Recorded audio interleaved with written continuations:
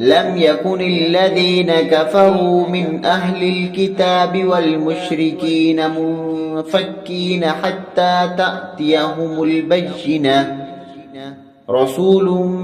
من الله يتلو صحفا مطهرة فيها كتب قيمة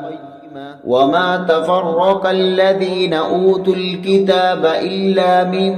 بعد ما جاءتهم البينة وما أمروا إلا ليعبدوا الله مخلصين له الدين